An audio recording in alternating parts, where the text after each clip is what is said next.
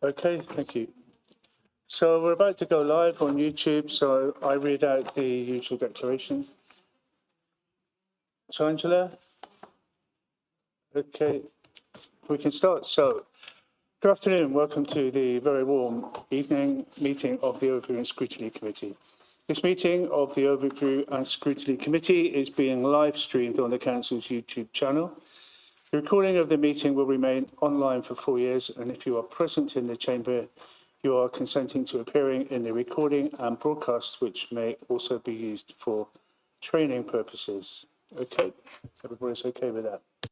So, as usual, I like to go around the room and give people the opportunity to tell us who they are, so particularly for the sake of the people who are watching on YouTube. And don't be cynical, people do watch on YouTube.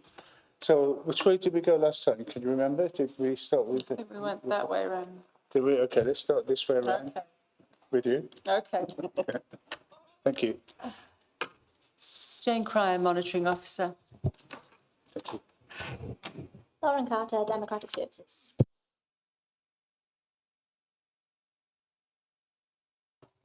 Anne Radley, one of the Elmbridge councillors. Andy Bell, Independent Councillor for Grange.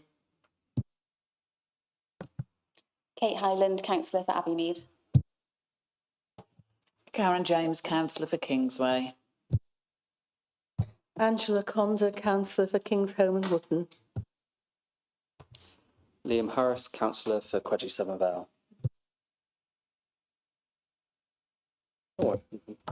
Owen Weedold, Councillor for Harcourt. Katrina Chambers de Boos, Councillor for Moorland. And finally, Andrew Gravel's on the Councillor for Abbeydale, and I chair this committee.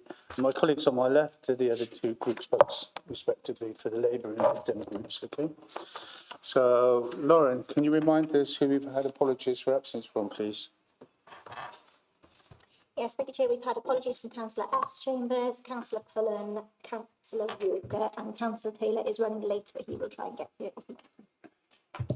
Okay, any other apologies that we haven't noted? No. Okay, declaration of party whipping. Members of political parties should declare any issues which they consider to be whipped on by their party. Take the silence as none wish to declare anything. Is that sensible? Okay. Okay, so I've missed one by the looks of it. Okay, thanks, Tree. Okay, so I take that as no declaration. Thanks, Tree, for reminding me that I skipped it. Declarations of interest. Any members wish to declare any interest that they haven't already? Anne. Thank you. I note that the agenda is talking about the work with young people. I work for the Gloucestershire Gateway Trust, and they are heavily involved with many of the organisations that are involved in that. So I will remove myself and come back once that item has been discussed. Okay, thank you. So back to item 4, the minutes of the last meeting. Is it okay for me to sign them as true and accurate record? All those in favour, please show. Okay, thanks. Any against? Okay, so Lauren, we've got that signed off. Public question time, 15 minutes, Lauren. No questions, same as petitions and deputations, none received. Okay, so we're whizzing through these. There are 3 action point items to update members on pages 17 to 26. As it says there, to note the outcomes of action points arising from previous meetings. Members happy to accept those and to note them? People okay with that? Yep, take that as agreement, Lauren. Thank you for that. And so youth engagement plan, pages 27 to 24. So who's introducing that, please? Rebecca, Councillor Trimnell. Do you have an officer, Councillor? Yeah.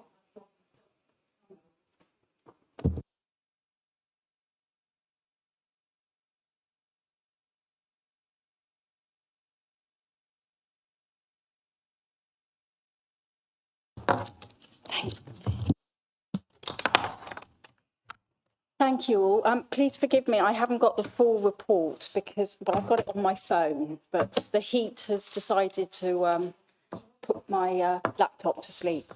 If I could use gupties, but that's fine. Thank you.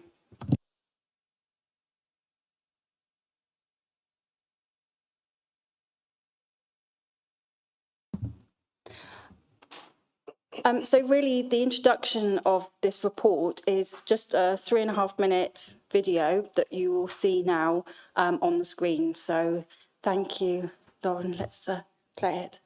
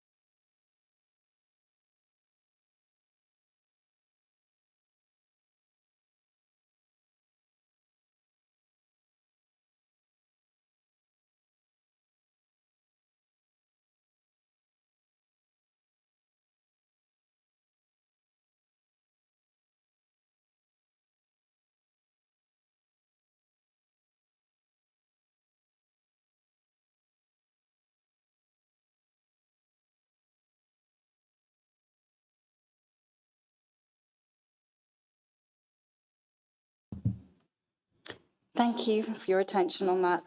It really epitomises. So, does anybody have any questions on the video?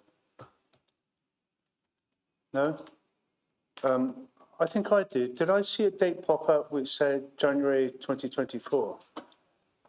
So that's 18 months old. Okay. Is there anything more recent, any follow-up that you can show us or get filmed? Really, it was just an introduction to show you how long this project has been going for, which has been 2 years. So from the start, the youth engagement priorities have literally emerged from local consultation and research, and that was actually the start of it. So I thought it would be nice to show the start of the journey from when this first took place. And it epitomises very much this report. Did you want me to continue, Andrew? I understand the answer, but I'll leave it there. Just to come back to you, that was a youth summit which actually had extra resource put into it in order to collaborate and get together those young people. And then from that, it then built the framework with what you've seen now in the report and in the youth engagement priorities and framework that we're going to be looking forward for the next 5 years. I thought as well to make the comment, I thought quite a few of the speakers were very articulate. There were a lot of leaders there And I thought it was good to start off with that calibre of young person, introducing your report. But I was slightly concerned that, you know, they must be wondering what's happened since they recorded that in January 24. But I'll leave that on the floor. Okay, I could come back to you, but otherwise we'd be here all night, I think, just discussing pros and cons of it. So just to go back to the report itself, it's really, with nearly a third of the city's population under 25, this initiative recognises young people as vital contributors to Gloucester's life today and in the future, and calls for meaningful, coordinated action to support their well-being, safety and aspirations. The youth engagement priorities emerge, as I said, from 2 years of local consultation and research, reflecting young people's concerns around mental health, safety, trusted support, and the desire to be genuinely heard. The strategy aligns with national guidance, the county-wide One Plan, commissioning of youth and family hubs, and the Youth Futures programme. To translate priorities into action, the report outlines a proposed framework inspired by successful models like Cheltenham's No Child Left Behind and the UN Convention on the Rights of the Child. A key recommendation is the formation of an alliance of stakeholders and a representative group of young people, shifting the model from consultation to co-creation. Their lived experience will shape policy, services and representation across housing, education, leisure and community safety. This strategy aims to clarify shared youth engagement priorities citywide, celebrate positive youth contributions and lived experience, strengthen collaboration across sectors and improve equity of support. Establish a sustainable model of youth leadership beyond current grant funding. The success of this work will depend on strong partnerships, consistent communication, including you said, we did, feedback loops, and long-term investment in staffing and delivery. Governance will follow established practice with clear opportunities to tackle root causes that affect community safety and deliver lasting social value for Gloucester's community. The Cabinet is asked to approve these priorities and framework to ensure Gloucester becomes a city where young people aren't just consulted, but given the chance to lead. I hope you'll agree with me that our youth engagement priorities for 2025-2030 are dynamic, creative, inspiring, where most importantly, the voice of the young person is truly at the centre of the priorities you see comprehensively laid out in this report.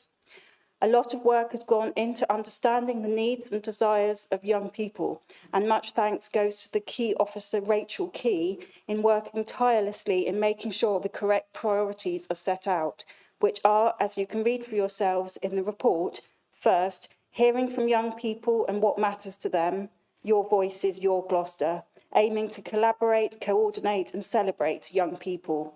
Secondly, we need to challenge the stigma that limits many opportunities for young people. We want young people in Gloucester to feel seen, valued and safe. And last, but certainly not least, the opportunities for young people to grow, supporting young people to explore, create and thrive in ways that are meaningful for them. Together, these priorities creates the plan of focus for the next 5 years, and to ultimately use any funding that comes our way as a district to be used with these priorities in mind. I'm happy to take any questions from members. Thank you.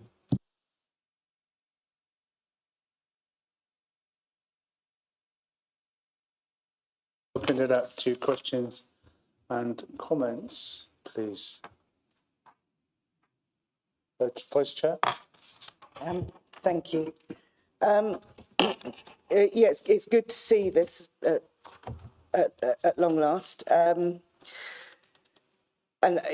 great that we are looking forward to the future, but I am a little bit saddened that the task and finish group was in 2022.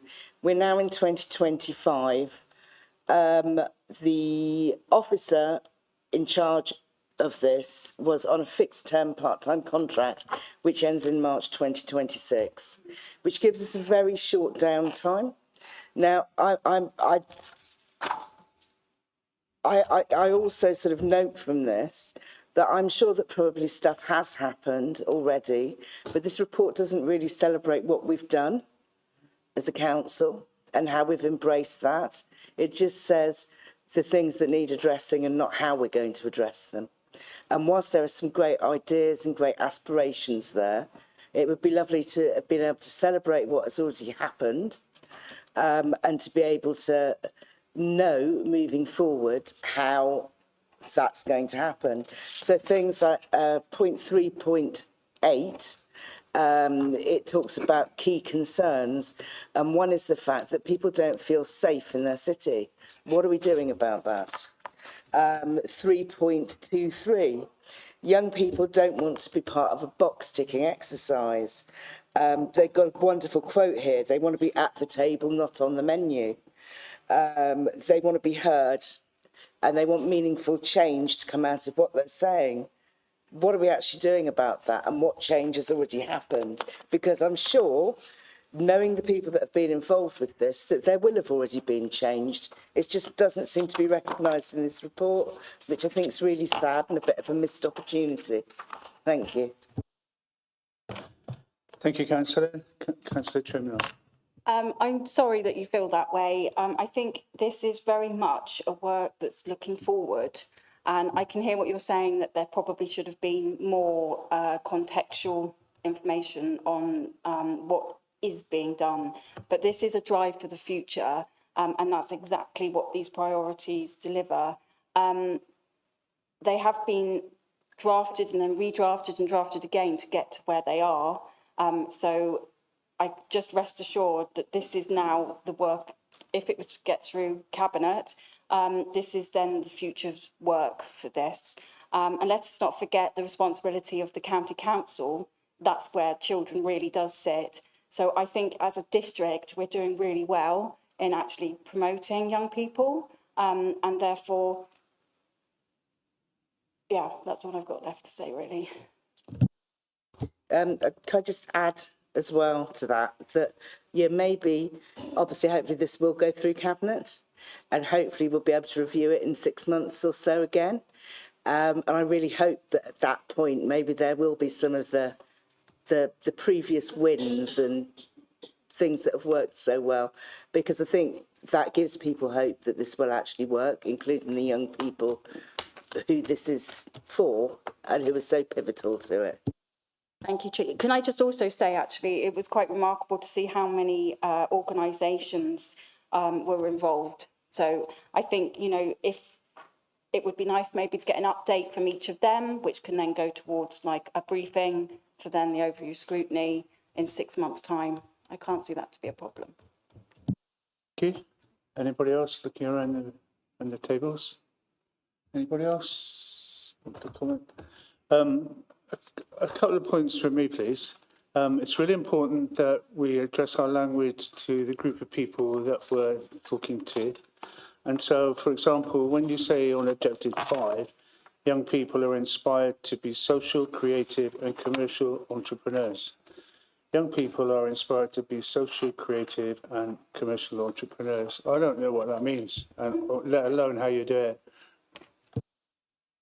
You'll be amazed how much young people do know, and you'll be amazed the terminology they use. In fact, young people that I've spoken to use the word entrepreneurial time and time again, because that is their focus and that is what they want to be.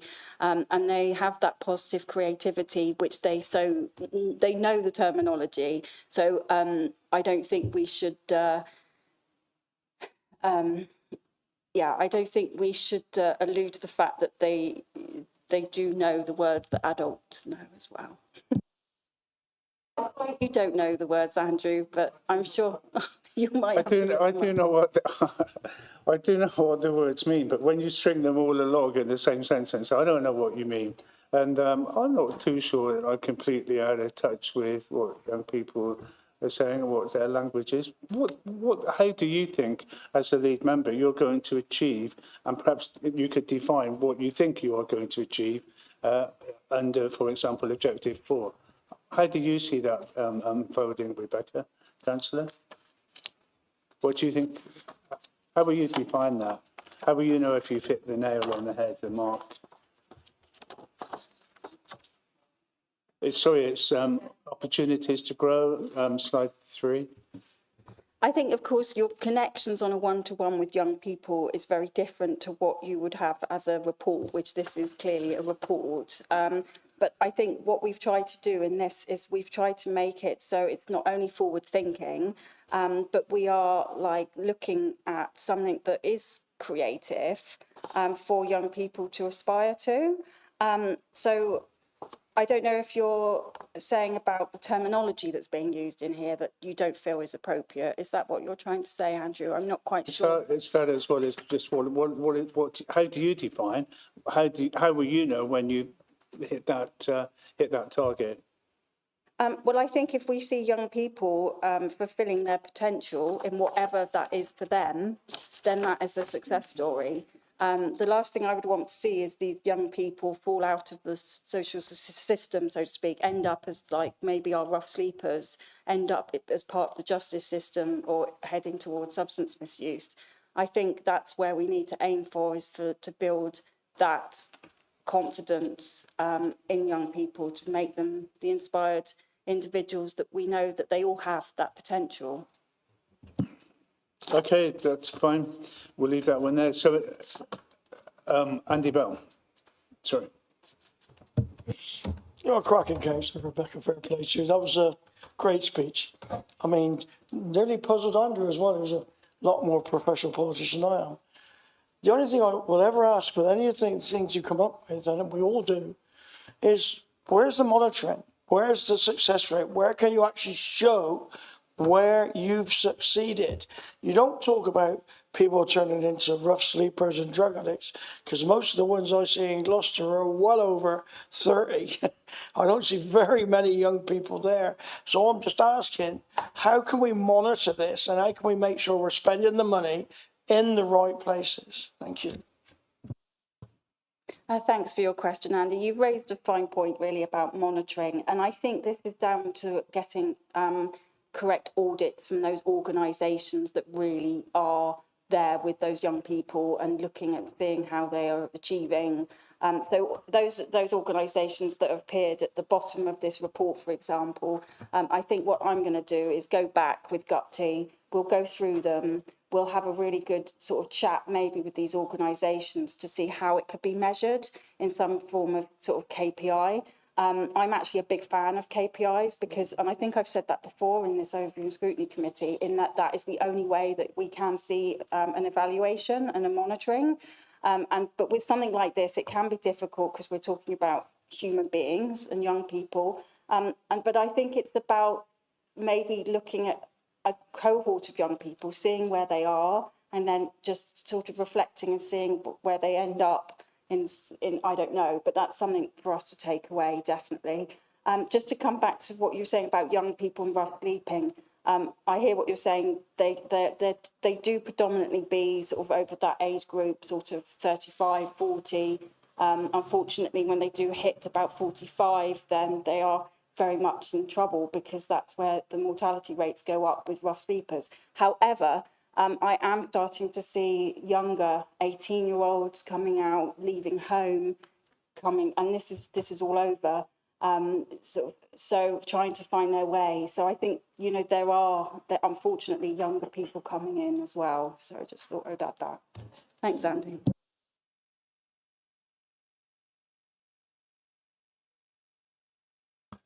Thank you, Chair. Gloucester City is an interesting city for a lot of young people. There's an influx in the mornings and an exodus in the afternoons of people coming to our schools. Has that been considered when talking to residents of the city? Because some might feel that if they go to some of those schools, that they're not there amongst people who they encounter on a daily basis.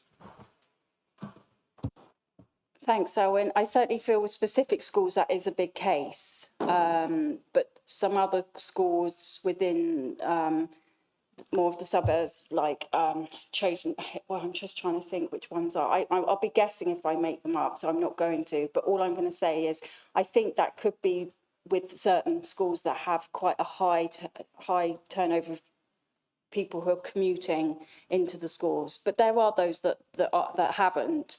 And so I think, again, that's something we would need to take back, really, and view. I think our aim really is to really want young people to stay here, you know.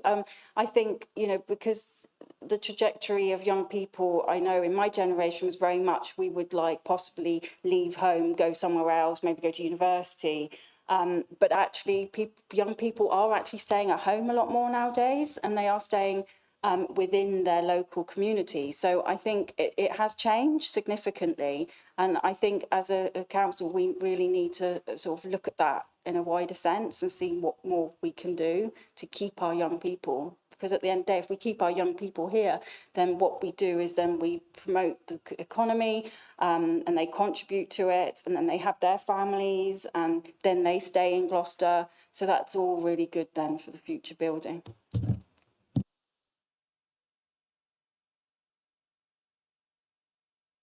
Thank you. In Kingsholm, we have 3 homes for young people leaving care. I have visited one of them. Did you contact any of that sort of establishment to target those young people? Because they're often the most vulnerable. They don't come from a settled family background and so on. And they, you know, they need support as they grow up and move out of education. Yeah, thank you, Angela. I don't think they did, and that was because I think, but the start of this work happened 2 years ago. I'm not sure how long those homes. I don't think it's 2 years yet. Yes, exactly. And I think there is. I think there would have been that overlap with this project and those houses coming into sort of the settled status that they are now in. So no. Well, can I suggest that, you know, you do focus on them in the future because they are a particular group with particular potential problems who might be quite a good indicator for you of the success of your scheme. Yeah, certainly. Thanks, Angela, for that. Sorry, Mr. Sorry, Angela. Potential problems, also potential successes. Okay, anybody else? So at the end of the report, Rebecca, there's the line. Along the way, we'll be looking for quick wins. Small things make a big difference to some young people, starting with those who have the toughest lives and where young leaders are already driving change. So 2 things on that. You're now a county councillor, and I would find it challenging to know where to find the data. And I agree with the sentiment, by the way, in that sentence. I agree with the sentiment behind it. But I would have no idea where you begin to find those young people who have the toughest lives and by implication will get the greatest benefit and help. So I'm not sure how you would do that. And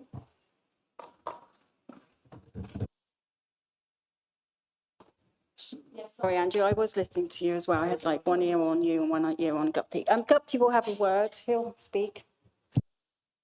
Thank you. So just to clarify, in terms of finding the data, so we use Inform Gloucester. We also use the data that's provided by the police and the constabulary for the NEET population. So the NEET group are the youths who are currently not in education or in employment, and that's the 15 to 21 age group. So those are the ones who drop off from school and they move out of the education system, the formal system. So we need to find out where they are, and it's about engaging with that group first of all, because they're the ones who are probably most vulnerable and likely to be involved in crime and antisocial behaviour, so that we could then help them to find opportunities. It's about raising their expectations of where they are, their environment, helping them to get the right information so that they could then improve themselves on their own. And just to go back to, we didn't just speak to the youths 2 years ago and then wrote a report. We continue to engage with them. We worked with our peer researchers who have worked along with us during the entire period, and they have contributed to the writing of this report. So it's not us saying what they want, it's them saying what we need to do for them. we know, don't we, from information we can get from County Council public health teams, issues around the indices on deprivation and health inequality. So we know roughly where to begin, but trying to find and identify those who have the toughest lives are still not quite clear how we achieve that. But I understand the sentiment. But moving on just quickly, we latched on in our pre-meeting to the part of that sentence which says, along the way, we'll be looking for quick wins. So what we'd like to do, Rebecca and Gupti, is for you guys to come back to this committee in December with a list of what those quick wins are and the big difference that they've made. So really just a very short, punchy update report, concentrating in that area, if that's possible, please. I think that was how we summarised it at our pre-meeting. Checked with Lauren, that I've got her permission. I don't mean that disrespectfully, but there's obviously, what I was checking, that there's some space in the agenda. So, Councillor and Gupti, if you can agree to do that, please, the quick wins and who they're that'd be benefiting, fine. that would be really helpful. Definitely. Yep, that's fine. Just to come back to you as well, Andrew, about what you were saying about the finding information out at the county, I think it would be really useful. I'm sounding like a member of the Overview Scrutiny now, but if we got the data on how many in Gloucester of young people have been expelled from school, possibly, or have left school at the age of 16, because I think that data we could get from the county council, and then we get that figure, and then we, in a sense, connect with those young people through children's social workers. Does that sounds quite a radical idea? But I think there's something in that, so that we then have this cohort of young people that have been suspended or expelled from schools across Gloucester over a certain period of time, so like a 12-month period or something, and we actually bring them together, and we then from then work with those young people to then put in our priorities as such. I think that would be a good place to start, and I'm happy to support you on anything you may do at any county council meeting to achieve that. Okay, so ladies and gentlemen, can we wrap that item up? Is that okay? Do we know what we're doing? And Lauren, you've got that minuted that we'll revisit in December. So Lauren Gupti, thank you so much for your time. Okay. So that takes us on to item 9, improving housing outcomes through homelessness prevention. Councillor Shervy and Mr. Coles, please. Thank you. So Luke, you know the format, just a brief introduction, please, and then time for questions. Thank you.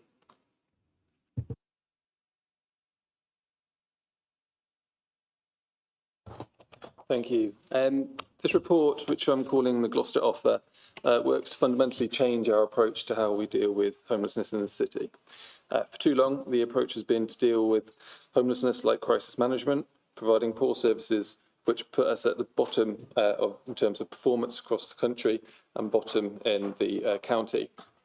This approach has led to more demand on the service, poor outcomes for residents, more households needing accommodation and more people rough sleeping. This approach has also led to poor relationships with our housing partners, our agencies and strained relationships with our neighbouring authorities. That had to change.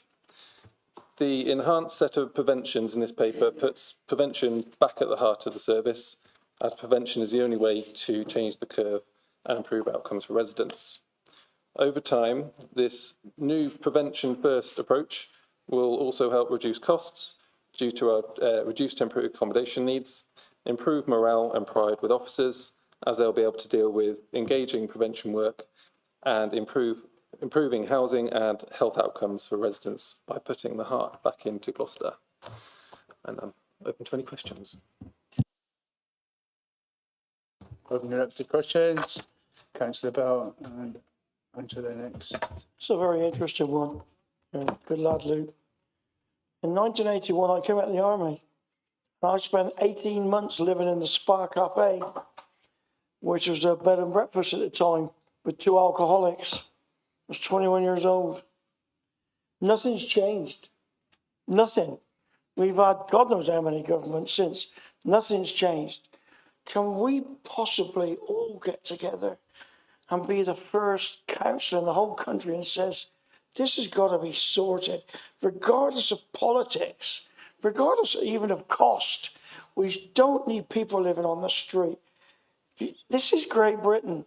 This should not be happening. And nothing has changed since 1981. And I was there. And it's an awful place to be. Thank you. Thank you. So, yeah, that was, I wasn't born then. So it was quite a while ago. So homelessness is, the legislation has changed. So we had the Homeless Act, and then now it's subsequently been the Homeless Reduction Act, which puts a little bit more emphasis on the councils doing more. So I admit that we're not doing enough as a country. We do need to be doing more. But I think Andrew's the Armed Forces Covenant for the county or the city. I can't remember which one it is. Might be both. So when it comes to the armed forces, we do give increased preference to them. But I do admit we could be doing more. You made some very forceful points there. Do you want to come back on the councillor's reply? I think the Armed Forces Covenant, I've actually dealt with this already with friends of mine in Tewkesbury who are, you wouldn't believe it, getting divorced. And the non-army wife is being evicted, which is just beyond me. But I've put her in touch with the Housing Association, with Bromford, who I think are fantastic organisations, without a shadow of doubt, not like Gloucester City Homes. But they're getting this thing sorted out. But I mean, I just look at it and think, all these empty buildings, and with people living on the street, I mean, surely we can do something. Surely, if only we just bought these homeless pods that are available and made them available. I'm not, the biggest problem I know is that we'll attract people from outside the city. But I don't mind that, because I'd rather they were living in somewhere safe and secure. Because homelessness is, without a doubt, it's a deprivation of the society. It's meant to be rich. We're meant to be wealthy. We're surrounded by people with so much money that they don't give to anybody, as we all know. But we can't have homelessness in the street in Gloucester. We have 4 gate streets. This is the most important city in Gloucestershire, if not the whole of the west of England. And we have people sleeping rough and begging on our streets. We need, as a council, to get together. Sorry, Andrew, I've gone on for too long. I apologise. That's fine, you don't have to apologise. But that sort of links into some of the questions that I raised when I put questions to the Cabinet meeting or two ago about rough sleeping and the number of people sleeping in doorways in the city. And then that was at the same Cabinet meeting that Councillor Trimnell was introducing her report on an initiative with some extra funding to address the issue of rough sleeping and people sleeping rough in the centre of Gloucester. And on that, I just wondered how that links in with this report. That's my first question. How do you ensure that the work that your colleagues doing links into this, please? So I think portfolios are all interlinked in some way, shape or form. You can't really untangle them too much. But when it comes to sort of the statutory homelessness, people that might come through our doors, they may end up rough sleeping. So this is, in essence, sort of the first sort of safety net and a catch that we could get. So they can come through. They may be non-priority. They may be intentional. They may, whatever their situation may be, but they will still be given the offer of preventative measures. And those preventative measures are always tailored to the individual's needs. So it wouldn't be, one fits all, which I think in the past has been that way. So it's like you come through, you can just get rent in advance and deposit. You can't sort of get anything else. So what we'll be looking at doing is expanding that, which has been outlined in the report, into those preventative measures. And if we're able to, I would love to be able to expand it into sort of other services and more so into the rough sleeping. If we can avoid rough sleeping, we always will, but there is a certain pot of money that it can only go so far. So I'd love to eradicate it completely, but that's not the budget that we've got, unfortunately. Okay, cool. Okay, so councillor, one last go. Yeah, one last go, Andrew, You're thanks. really fair. Can we just say that bed and breakfast accommodation and houses of multiple occupation just make rich people very, very much richer? And we pay for it. I think it's a bloody disgrace. Thank you. Okay. No, that's it. Just reminder to be careful with our language, please. And so when it comes to the temporary accommodation, this prevention fund is also used for temporary accommodation. Part of that temporary accommodation obviously is bed and breakfast, which the government don't want to use, we don't want to use, and it's extraordinarily expensive. The link between what grant funding we get does have an impact on where we put people. So the less we use of that, it ticks more boxes in the right area. So it has a potential of increasing our income for doing more truly preventative work instead of having to put people in, like I said, inadequate temporary accommodation.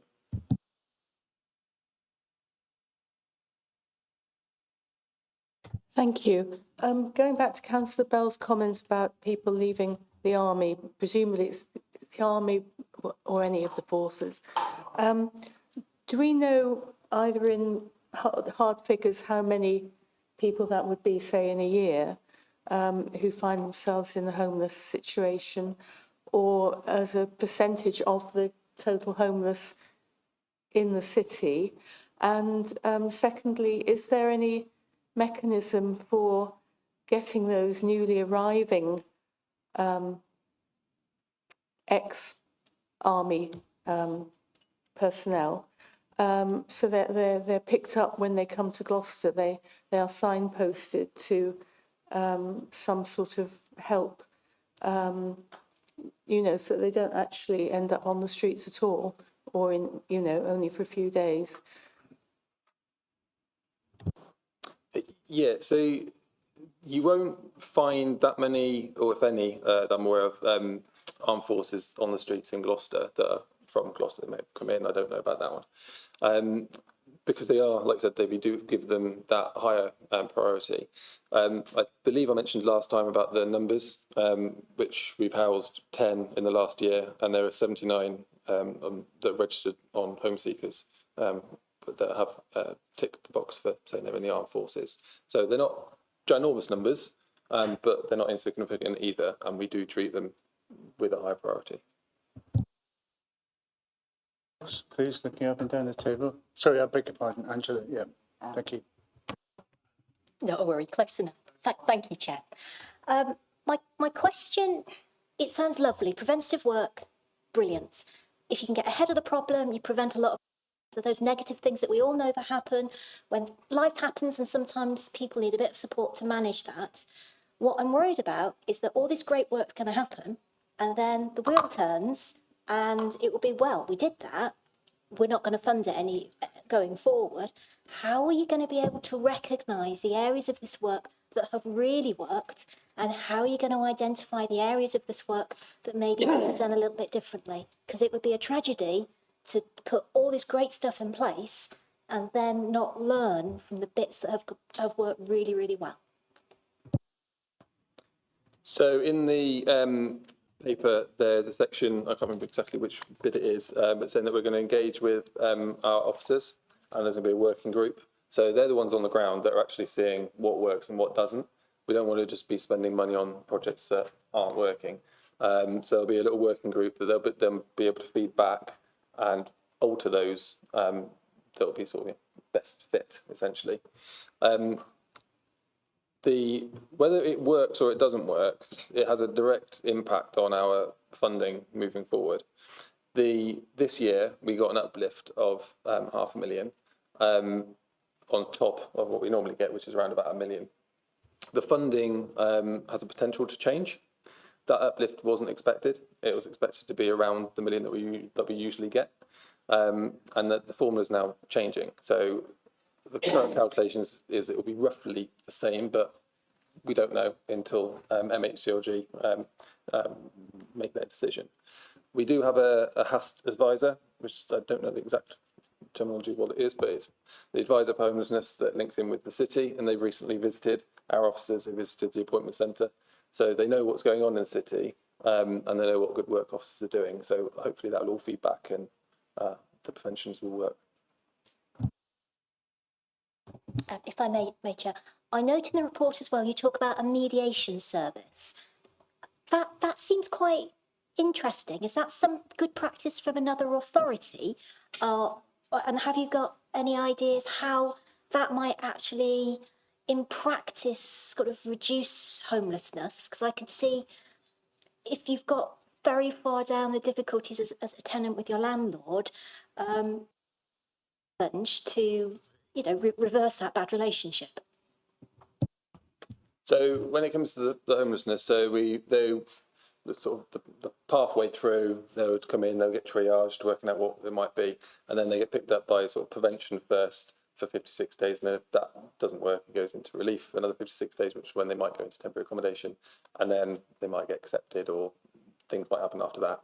The mediation isn't just about the sort of landlord evictions, so it would possibly be a parental eviction.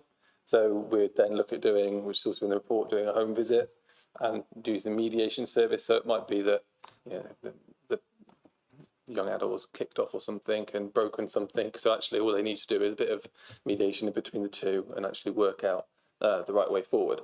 So it completely depends on who comes through the door and whether that mediation service fits. It wouldn't be a one size fits all for everybody.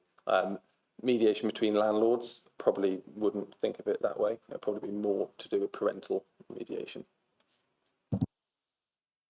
That's really good, because one of the most challenging homelessness situations that I was gently involved with was a young man who felt he had to leave home because he felt that he would harm his mother if he stayed in the home environment.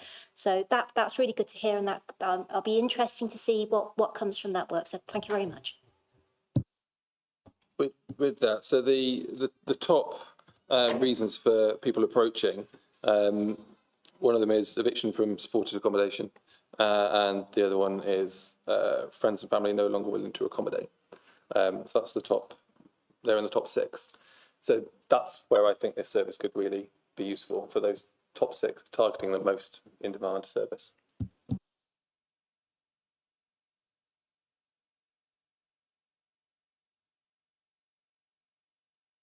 That's me done. Thank you, Chair.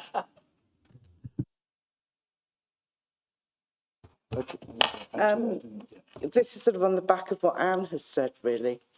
You're talking about mediation and situations, where it's a breakdown within a family. I think we're all really, really aware at the moment that we have a massive mental health problem across the whole of the UK. Whether that's with adults, children, and we don't have necessarily the provision to be able to put that right. Now, in the course of this mediation, it may well be that you're coming across people where the answer is the fact that they need help with their mental health. Do we have a mechanism to expedite that for people? Or is it just a case of, well, you just need to go and see your GP? No, we'd always try to assist people wherever they are in the sort of the homeless route, if you want to put it that way. We would always want to mediate and avoid them having to go down the mental health route, or even hit that crisis point, which is the worst possible scenario. It's the most expensive for all of the services, regardless of whether it's just us or mental health. So we'd want to avoid that at all costs.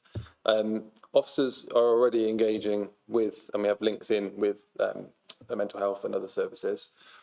One thing that I am working towards, which isn't particularly in this paper as such, is to strengthen those links and maybe have sort of a drop-in, housing drop-in, but maybe where there is mental health there and there is housing and there is sort of CAB or something. So then actually what service you come into, you can be signposted to the right one. So you don't necessarily come through the homeless route, bumble through that, and then all of a sudden become street homeless or whatever it might be, and it costs a fortune that way.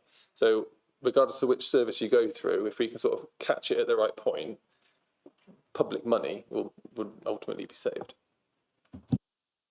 Okay, thank you. And another question, which is not quite so attached to that one. I was really pleased to see about home visits. I think we have all, as councillors, been approached by people who either believe that they're not going to be believed when they talk about problems that they're having, or are maybe a little bit too scared to say, this is the situation, and don't maybe touch on things because they're a bit worried about getting kicked out, or even struggle to explain what the problem is. So this home visit thing, to me, this is more a comment than anything else, is fantastic, because hopefully it means that housing officers will be able to uncover and deal with the crux of the problem rather than some of the symptoms. So I'm glad to see that. Yeah, that I would say. So home visits were very important for me to get on there as well. It's to try and transform that service into a more of a trauma-informed way of doing things. So we can go in, actually, if they are sort of vulnerable in a way that they can't where they might be being stalked or something, for example, you might go to them rather than them coming to you. So it's a safer way to do things. Like I said, they'll be more willing to sort of unload the reasons for their homelessness to the officers. But what it also does is we'll be able to evidence things at the same time. So if they have a homeless application and a home seeker plus application, and they say they're living in a box room or something, if we're there, we can do the homeless application, then we can also evidence that, oh yeah, you are living where you are saying, so then it's verified that box. So it's ticking two birds with one stone, really.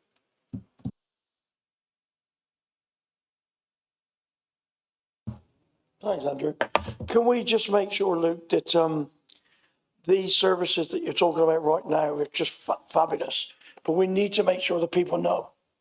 They know they can come to us as a city council, and we will help them and we will talk with them, but we need to make sure people know, because in my opinion, people don't know that they can come with us. So I don't know how we can advertise that or put it around to communities, but they need to know that they can't just be bullied into leaving a property by a nasty landlord or some other, you know what I'm saying? Thank you, sorry.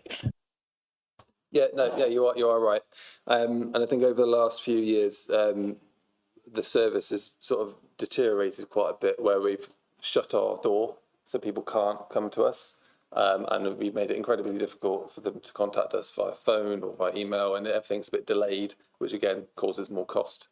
We're talking about your landlords, there is the Renters Reform Bill coming through, which I think will address some of those, and there's additional burdens funding for that. So you'll probably hear a lot more about that at some point, because it does prevent no-fault evictions. Okay, so Karen. Thank you, Chair. I just wanted to build on that, actually, Luke, with regards to the Tenancy Relations Service and the Renters' Rights Bill coming in. So this new funding and the 2 full-time posts that would be needed to set this up, do we have a time frame for that happening, please? No, not as yet.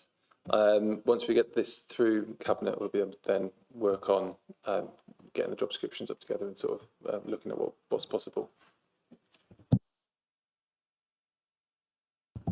Can I just say that if you need any help with that side of things, to approach the MP's office, because I'm sure he'd have a word. All right, thank you. Anybody else? Angela. I'm sceptical about how we ensure that we have the quality of landlords to interact with people who are going to be quite vulnerable, especially if we're talking about mental health. Because in King's Home we have HMOs, which I walk past regularly, and obviously I don't know the landlord, I don't know the occupants of the building, but I see how the building is being maintained. We have one which doesn't have any glass in the front door. You can walk into the front hall, and it's been like that for 2 or 3 months. I'm regularly emailing the private homes team about these properties. And, if you live somewhere like that, you can, even if you're in a house with several other people, you can actually still be quite lonely once you're inside your room. And if you then know that you've got an unhelpful or unsympathetic landlord, so you don't feel you can complain about the situation or the condition you're living in, I think that really adds to things. And at the moment, in Kingsholm, there are a lot of people getting away with a lot of poor management. Thank you. Yeah, no, yeah, that is true. So we have taken steps to fix that in the city as far as we can.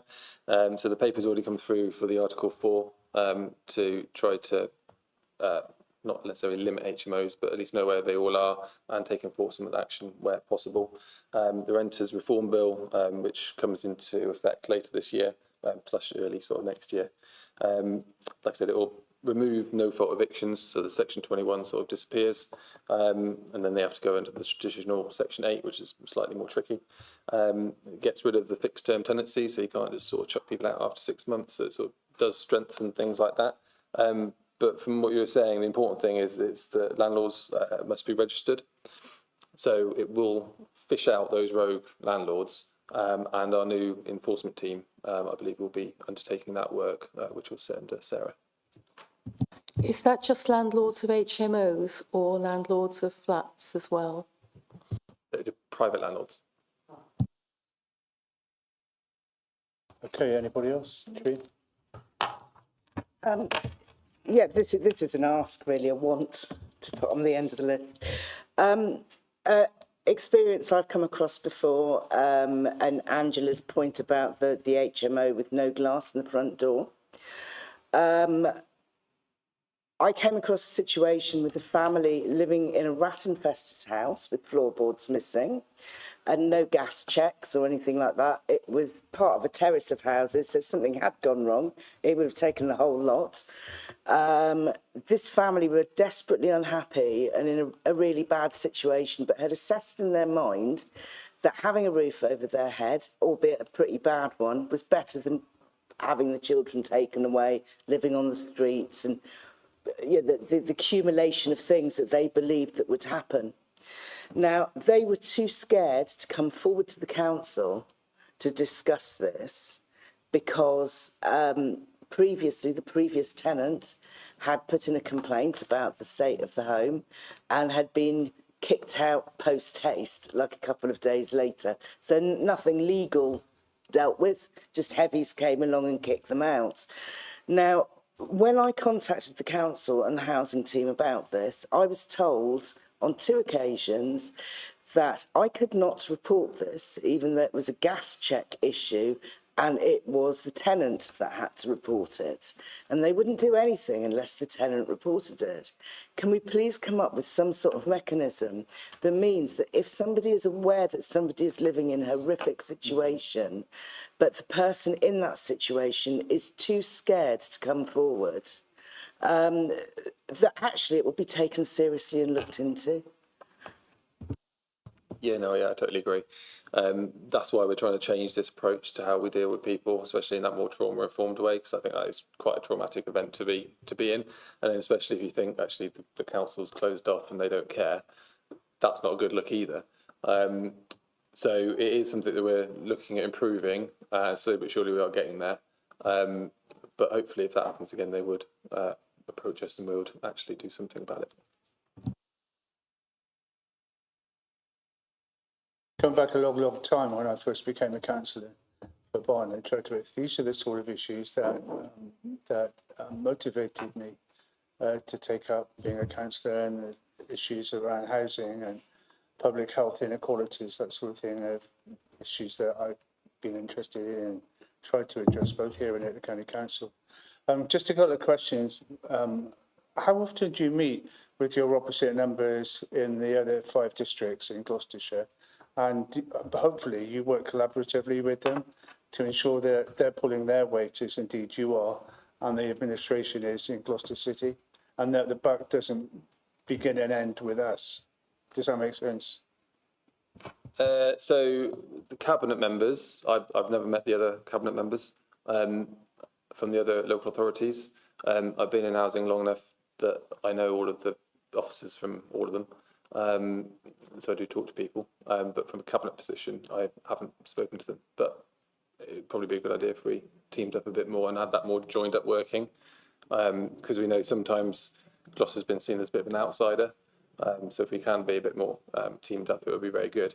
I do know officers do that. There are working groups for homelessness and lots of different groups, to be fair. There's too many.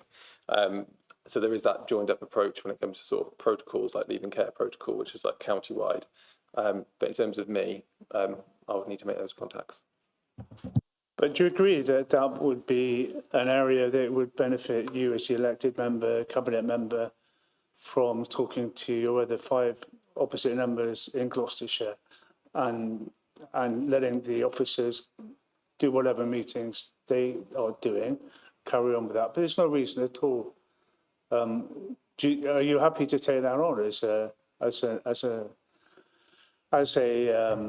a potential area where we could benefit from sharing our stats and our problems with the other 5 districts? It may well be you might find there were issues that they didn't realise were taking place, might be issues that they could address in their respective areas, which might take the pressure of the number of homeless people presenting in Gloucester. When I held your portfolio, we discovered through a series of questions that there were authorities in the county sending people to Gloucester to get on our list for whatever reason. And that was adding to our pressures because vacancies in the private sector were less available because they were being taken up by people who were being sent there by other neighbouring authorities. And that really was, I'm not sure how to send that sentence without being impolite, but that really was unfair on the city, I believe. And I think that would be a good move if you're happy to at least take a look at that. There's a reference in the report to the uncertainty over the funding of just looking for the correct title, the uncertainty over the future of homelessness prevention grant.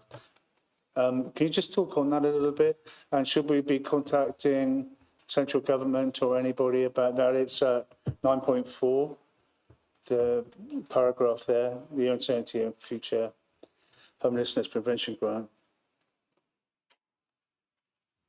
So on your first point, I'll happily take it away and have a look at meeting. I mean, if it's a question of just writing a letter to, or not just, use the word just there inadvisedly, but if it's a question of notifying anybody in central government, minister or whoever, that we've looked at this and as a scrutiny committee, we feel that it would be unwise to withdraw that funding from Gloucester City, then I think it's something that we should do to show them that we're alive and kicking in Gloucester, and we take issues around homelessness and housing very seriously indeed. Is that okay? Yeah, I'm happy to do that way. Okay, leave that one with you. And then finally, a while ago, we had a scheme where we would look at the number of voids in the private sector, and we came up with a partnership arrangement with them whereby we would take those properties off them, pay them some sort of financial recompense, and renovate them. And for a set number of years, we would let those properties to people who were homeless. And I'm not sure why that scheme ended, but it seemed to work quite well. Or maybe it's still working. Yeah, I'm not sure. Okay, maybe we can do a bit of research on that, find out why that didn't continue. It's an unfair question to say, do you know off the top of your head how many empty properties there are in the private sector? That is an unfair question. I'm not going to ask it, but it's all part and parcel of the sort of revolving door homelessness issue, isn't it? The number of empty properties. What are we doing about them to get them back into some sort of use? Does that sort of make sense? Looking at colleagues, not approvingly. Can we leave that with you, Luke? Yeah, you also asked about the finances and the funding that we get. So the prevention fund had an uplift this year.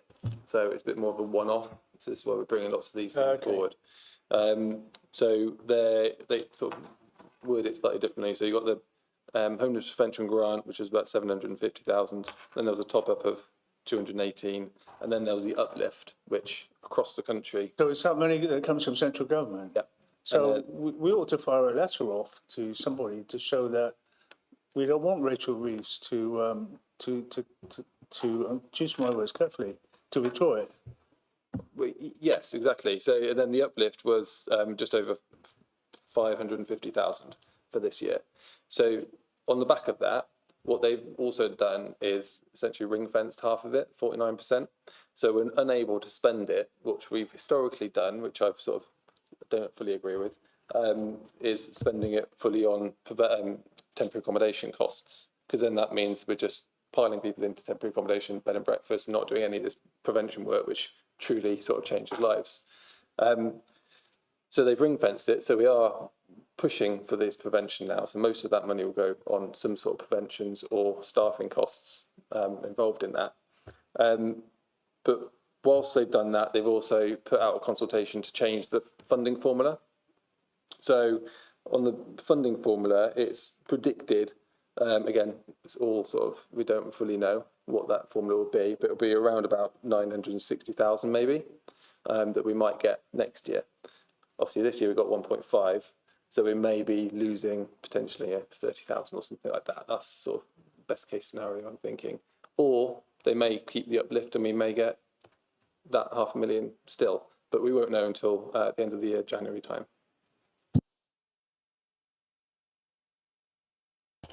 Is there any reason why the Scrutiny Committee shouldn't write to somebody in central government and say, we've discussed this, we want to bring this to your attention and we think that this is the best way forward? Let me think. I'm not sure if that's a yes or a no. I think it's a let me think about it. But thank you for thinking about it. I don't mean that flippantly. No, I'll get them in touch tomorrow. No, that's cool. Okay, does that wrap it up on this issue? Any other speakers?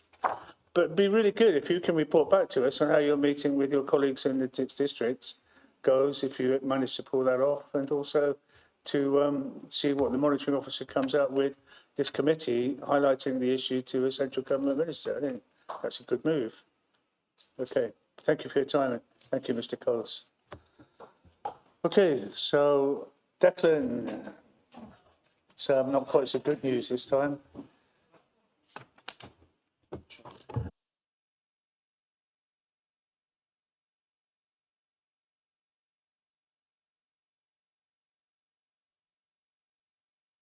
Tradition here being proposed by one of the vice chairs, that we have a comfort break. Yes. Are people happy with that? People happy with that? Not happy with that? Okay.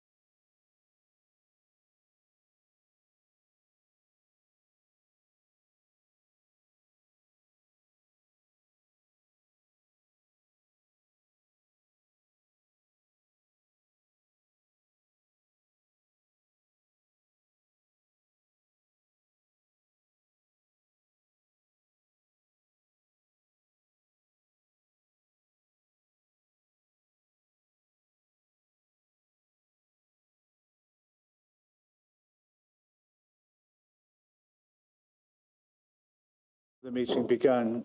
I gather you're going to make a few points and then we'll open it up. Thank you.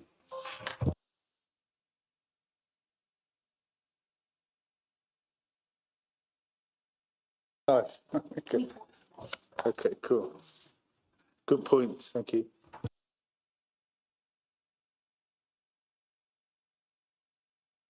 Yes, thank you, Chair. Well, only a few brief points. Essentially, in many ways, although I'd like to tell a much better story here, where we are at the end of quarter four, we're roughly in line with what we were saying in quarters 2 and 3, albeit that we're 30,000 worse in 3, but we're actually hitting the number that we predicted in 2, bizarrely enough. But there is the opportunity that we might be able to get that number down a bit by capitalising some of the items in asset management, but I can't really say that yet. But, you know, if I was to give an example of, in many ways, when you're dealing with a budget like this, you're always dealing with a moving target. If you looked at the sort of the report from quarter 2, you could see that we had issues in asset management and commercial property. So we worked hard to improve those, but in the meantime, we got hit by issues regarding our car parks, the crematorium, and in recycling, and the sorting line decided to start giving us problems in the last quarter. So that's hit us back the other way. So our budgets as such don't really have an awful lot of contingency in them. So when you get hit by something like this, it's hard to recover it back again. So the numbers that we've ended up with are roughly the numbers we had when we did the budget last year. There will be mitigation measures that we will be bringing in to improve things. Things like the upgrades in the King's Walk and Eastgate car parks, the solar panels and heat pumps at GL1, the cremators at the crematorium will be replaced with more energy efficient ones. We did bring the post back in-house and we changed our outgoing post contract, which has saved us some money. Freedom Leisure is now up and running. There was a delay in that, which hit us in the last quarter, in the sense that under the old arrangement, we had to pay them a management fee, but now they pay us a management fee. So that will improve things. And the sorting line and baler are now, I am told, up to a standard that they should last us some time.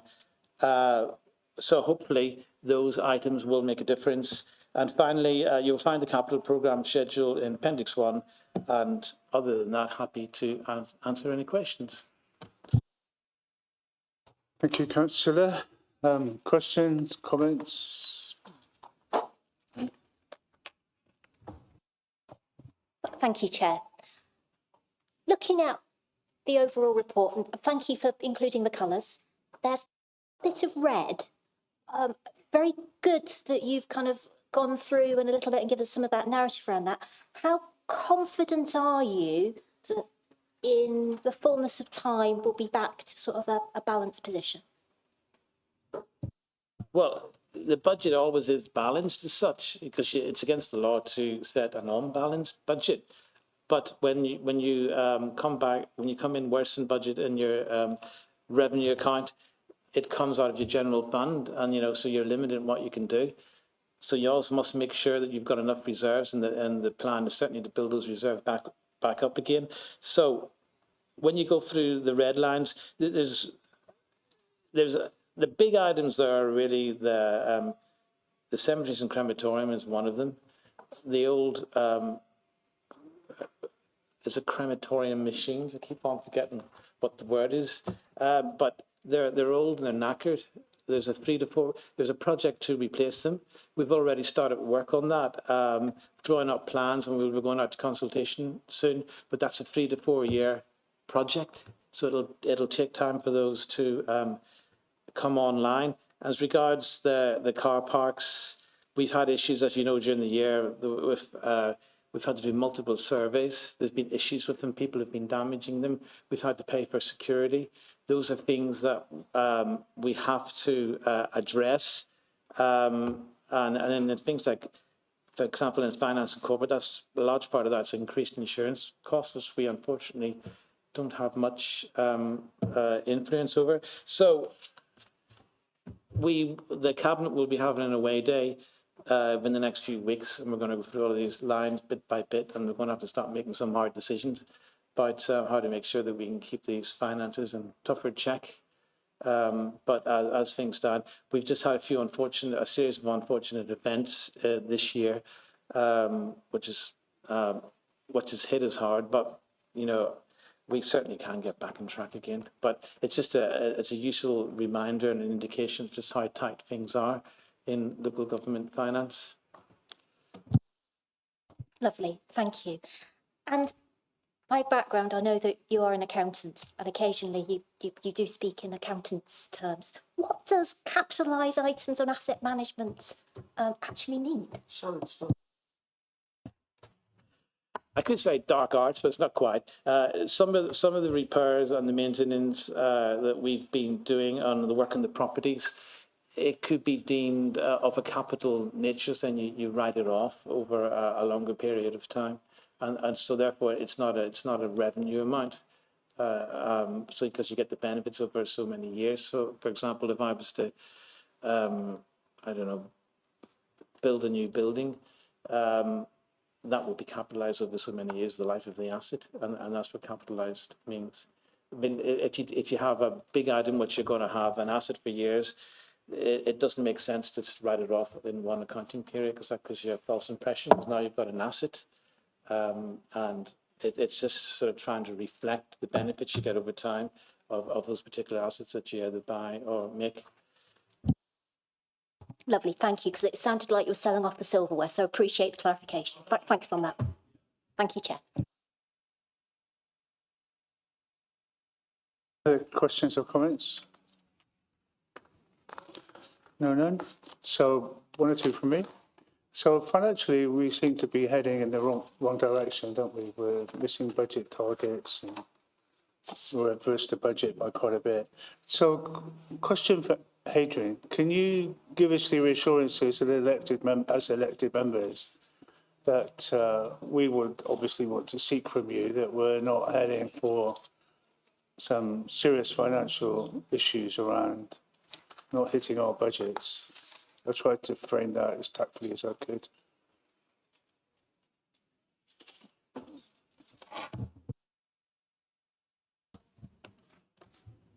As Declan alluded to, local government finance has been squeezed, and it is constantly squeezed. I can never give a categoric assurance. We within the council and the finance teams in particular, are working to keep everything costs under control, to ensure that we get the income in, to ensure that we actually treat assets in the right way and spread them over that period. We are constantly looking at the budgets. We're constantly looking at the income, making sure we get that, maximise that side of things as well, and keeping control of the costs. There are certain things that the council has to do due to its statutory nature that doesn't necessarily generate income. That's about as, so we are monitoring it all the time and working with the various teams to come up with solutions. We've spent a lot of time over the past 2 years working with Neil and the housing team to try and sort temporary accommodation excess spend. We've spent a lot of time with the asset management team trying to work out how to pay for asset repairs that have come about. But long short of it is, I can't give you categorical assurance. All I can say is we do our best to ensure that the costs are kept under control and that the information is fed to the various teams and service areas to help them control it. That's the sort of answer I think we would have expected, and thank you for that. In terms of, I appreciate we're very early into the new financial year, so we can't draw too many conclusions. But what you guys know, it's a lot more than we do. From the early indications of the new financial year, do you think we're moving in the right direction, or is it too early to say, to pick up? I will have to say it's too early to say that the first quarter is always one of those odd quarters where you get a lot of some of the bigger annual spends, the spends which go out and then spread across the year. And it's also that point where we're still just trying to find our feet and we're trying to forecast numbers forwards by 9 months. So I will err on the side of saying it's too early to say. Okay, I understand that too. So just through to Lauren, do we get a financial update at our September meeting? Okay, so we'll get the current situation in September. The fact that I made the point to Declan as we walked in, the sale of the airport will put a bit of money back into the coffers, which will be helpful, hopefully. Do you want to comment on that, Declan? Yeah, the bad news in that is it's already in the budget.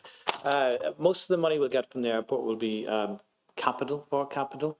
So, and we do have a capital budget for next year, and the crematorium is one of them. So it's already there, but any excess of that will be extra money that we will have. And of course, once the loans are paid off, the interest will be no longer payable as well. So it's, yes, but it may not be as big as you think, I suppose, is the one word of caution I would have there. Last question from me. If you look at the environment budget, that's overspent by one of the largest amounts. I'm not sure I understand the contract with Ubico. So are we picking up sorry if it's a really, really dopey question, but this issue around the bailier that's been raised before. So what are we responsible for and what are Ubico responsible for in terms of equipment that breaks down, for example? The big items are the baler and the sorting line, which is our responsibility. The baler was from Q1. If you remember, there was a lot of publicity about it at the time. The sorting line is more recent. It happened just at the end of Q3, I think, and it also went into Q4. It's a very old piece of kit, if you like, but I'm told just about every bit now has been replaced, and it should operate efficiently now. And I know they've introduced new KPIs to monitor them much more closely. So that's something that I'll be keeping an eye on as well. I think we're over that particular hump. We've taken the hit, but those are our responsibilities, unfortunately. I didn't understand the sentence about the admin charge for new bins not raising the levels of income expected. Is that these new refuse bins, these new waste bins that you keep talking about, which are all now digitally recorded so you can tell when it's full? I'm confused. No, in the 24-25 budget in February 24, there was a charge placed on replacement bins where the damage was caused by the household, or if you wanted a second bin. And it was designed. It was a charge which was got rid of at the recent February 25 budget meeting. So in 25-26, we're not charging that. It was expected to raise a specific amount of income. That income was overstated because people challenged and basically said that the Ubico or said that others had caused the damage. And it was very difficult to prove one way or the other. So we've had to accept that. The other side of it is we didn't want to discourage, the council as a whole didn't want to discourage people asking for replacement bins. But you had that discussion at the budget meeting in February, but it didn't raise as much, so that's part of that. And just to clarify on the sort line breaking down, the element that the waste and recycling line in this report includes a multitude of items. It's a mixture of Ubico related stuff and stuff that is the responsibility of Gloucester City Council. So we've held on to the recycling sales. We collect the recycling and we use a broker to actually sell the recyclates. The problem is when you can't sort them into the sorts of plastics, cans, etc., you can't get as good an income. And so we have that's partly why that's gone worse in the past quarter. But the machines are now pretty much Frankenstein machines, as which as Declan described, are actually up and running and as good as new as, well, that's what we've been told. So Declan, you've got a tough portfolio there. It must be challenging for you to think through how on earth can we improve on this. I mean, presumably if you had any quick fixes, you would have shared them with us, but how do you think you're going to work with your colleagues to ensure that the new financial year 25-26 isn't as gloomy as the set of figures that we've had this evening? I mean, I appreciate you don't have a magic bullet, but could you just outline 2 or 3 areas where you think your input and your team's input will really make a difference here and be a magic bullet, if you like? Yeah, there's a few things that I mentioned earlier on. It'll be things like energy costs, solar panels, heat pumps at GL1, the upgrade in the car parking. If you notice car park is one of our problem areas. In King's Walk and Eastgate car parks, our current contract, I think, ends at the end of August. So we will be bringing it in-house, replacing the equipment, the old knackered equipment, and we'll be just outsourcing to another company to do any enforcement. So we anticipate that will bring extra money in. We've got now Freedom Leisure's up and running. They're paying us a management fee rather than the other way around. So that will improve things. The property purchases for temporary homeless have been done now. So they're all being brought online. So that will save us in temporary accommodation costs. And of course, obviously the repaired sorting line and baler, which I hope should last and shouldn't have any more breakdowns. But, I'm always touching wood here. And those are the sort of ones I can, the cremators, we have repaired the machines. We think we can get some extra life out of them.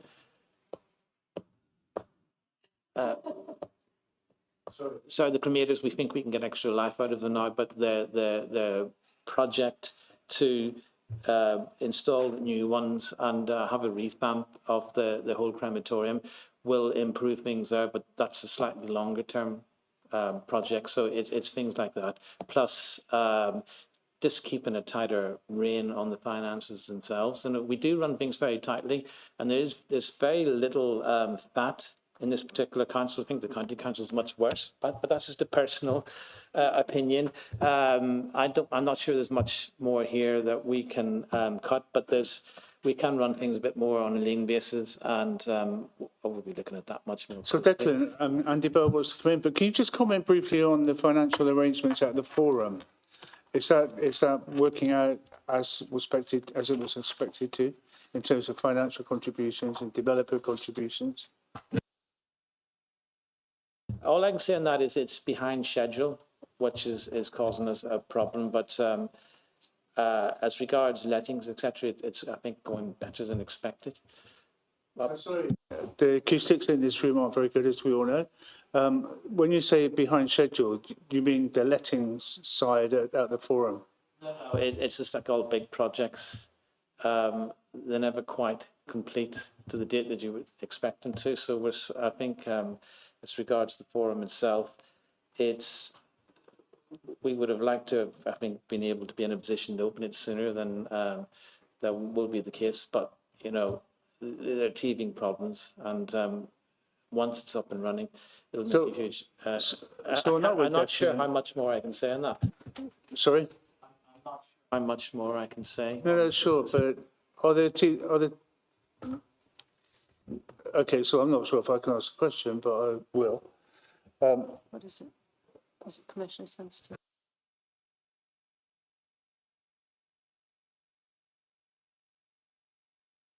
I think the word snagging, I think I can say that.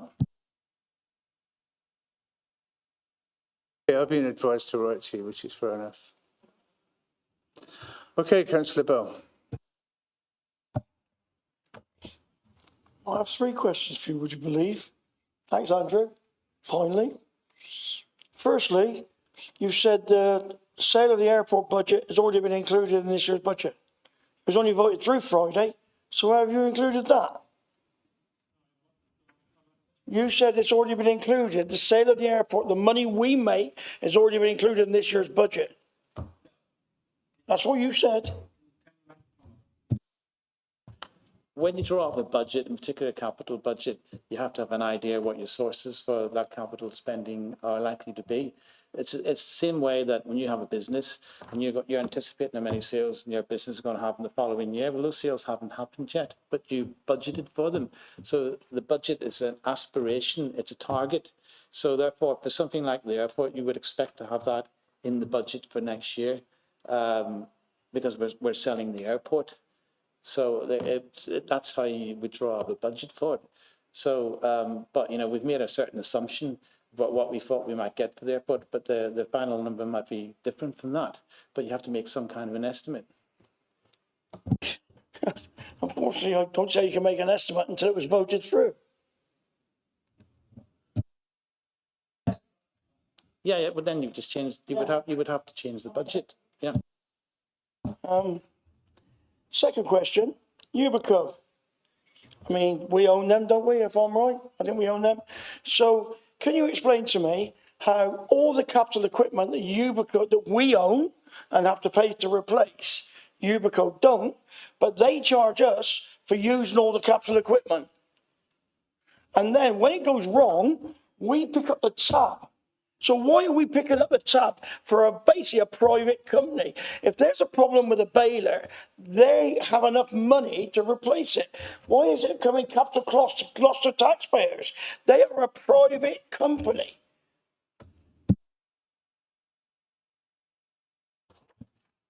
Ubico is a partnership between the 7 districts, including the county. Yeah, that's okay. So we all have an interest in it. We actually, on an annual basis, charge Ubico for the utilisation. We charge them a fee, which was close on 900 and something thousand this year. So we charge them a rental charge for the use of the equipment. That comes round in a wonderful circular way back to us via the amount they charge us.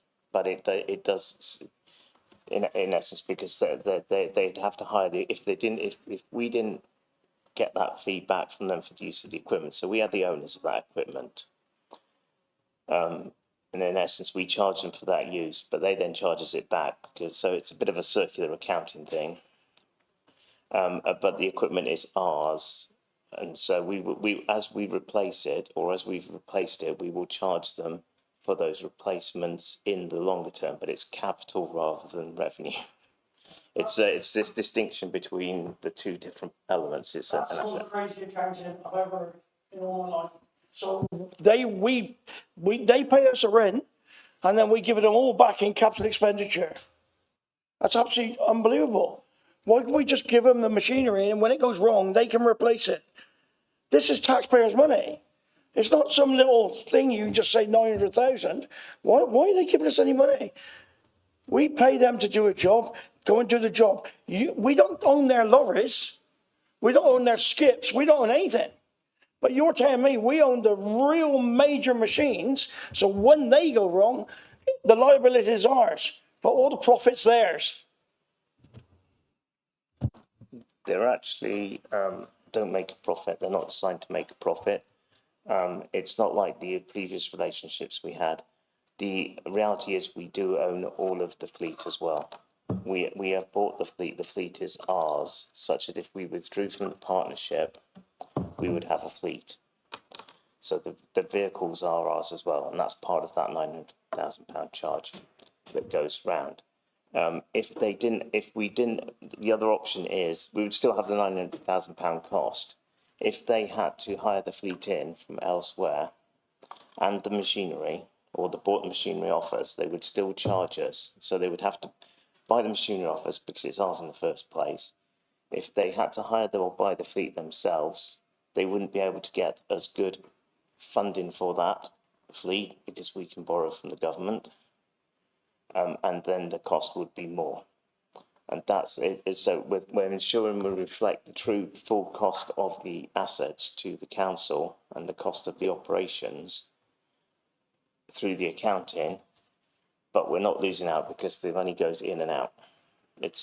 So it's not as crazy as it sounds. But the alternative would be that they hire from outside and they charge us. We'd still get the same £900,000 cost, but we wouldn't be getting the income side.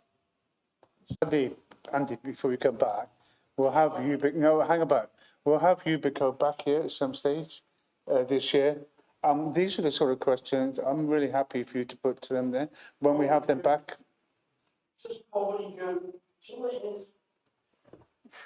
Circular accounting.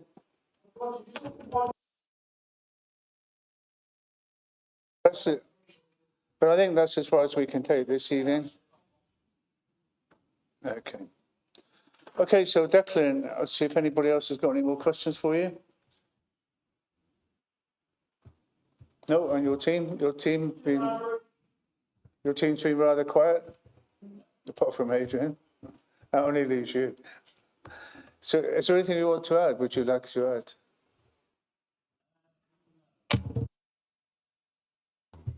No, I don't. I think I think Adrian and Declan have covered the questions that you've asked. I mean, it is challenging times because we know the funding system's going to change from 1st of April 2026. So that's going to be another challenge that we're going to have to deal with this year, as well as dealing with the updating the money plan for all of the things that we know about. So it is challenging times, there's no doubt.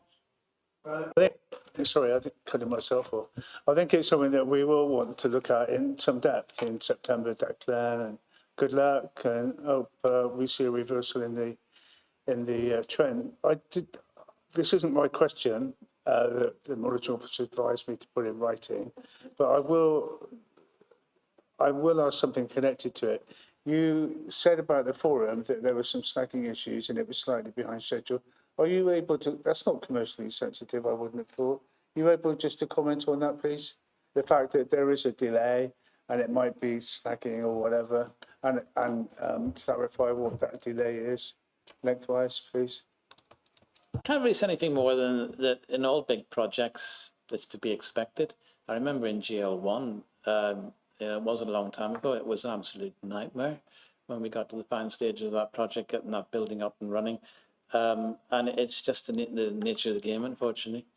But, you know, once it is up and running, it'll make a huge difference. But And I only raised it because it's referred to in the report. Okay, so thank you, Team Finance, and we'll see you all in September. Thank you. And who does that leave? It's your report. Your report? Your report. Okay. So, ladies and gentlemen, we've got the annual scrutiny review. What a piece of work that is. I tried to be honest in it. And I've tried to capture where I think we are and what we've achieved during the year. It's been trying to choose my words carefully, so I won't use them. I'll leave it there, I think. Does that make sense? Has anybody got any questions or comments? No, I take that silence as approval to adopt it. Does it have to go to council? Does it have to go? Does it? Okay. So, Chair, if I could just quickly chip in, just really quickly, just to explain. So I'll keep it really quick.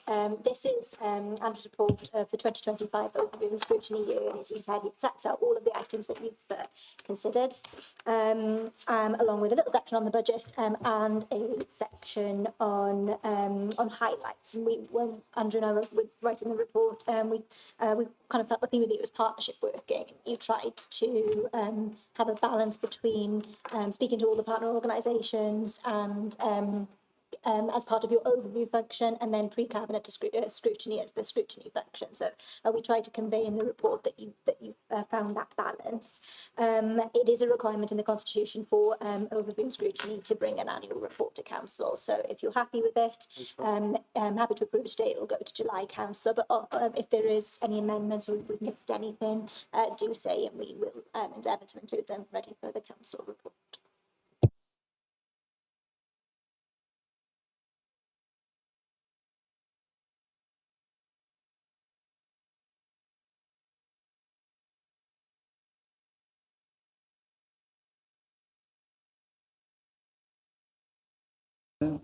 Just on future work programme, just repeat what I mention at virtually every meeting, that I'm very keen to see members suggesting items. We're not exclusively looking at the cabinet committee and only review items being worked on by the cabinet. So if any of you as elected members say, it'd be a really good idea if we looked at this. We did talk amongst the previous three spokes before you joined us about looking at the business improvement district. They take a lot of money from, well, they collect it legally, in case anybody thinks I'm implying it's not illegal. And we don't get much say over what they spend it on and do in this city. That was one that I would suggest to. So can I just leave you with the thought, any questions you can think of? I think it looks like Anne and Tree have thought already. Go for it. Well, I'd suggest the food strategy again. Yep. And to come back. It's not on our work programme at the moment, but I can add it, speak to the officers, and if there's a cabinet report, I'll allocate it to the relevant corresponding scrutiny date, but if not, perhaps we can ask for an up-to-date report to discuss. So Lauren, can you just remind me, I know I've got it here, in September, please. So at the moment in September, we've got an equalities report. Which one? Equalities action plan. Okay. So it's just the one report for September. Obviously, there is quite a long time now between the next meeting and the forward plan. I think there'll be 2 forward plans published in between now and then. So if there are any other interesting items that pop up on the forward plan that members would like to know about. Can we put a food plan on the September meeting? I'll see what I can do. Pardon? I'll see what I can do. Say again? I'll see what I can do. Well, you'll see what you can do. Okay, we'll be in touch. Okay, Tree. I was just going to say that I had something to say. That was all. That's She's cool. better.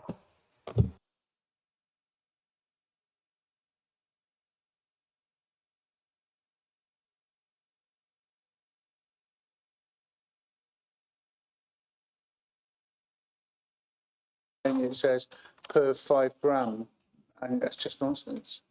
Anyway, that's another story. So, can I thank everybody for their attendance, for their contributions. Have a great summer, and any ideas for committee agenda items, please email me, copy Lauren in, or vice versa. And as I say, thank you to the Cabinet for turning up. Thank you for the way you've asked all our questions. And as I keep saying, have a happy, I was going to say Christmas. Just have a great summer. Thank you all much. Thank you.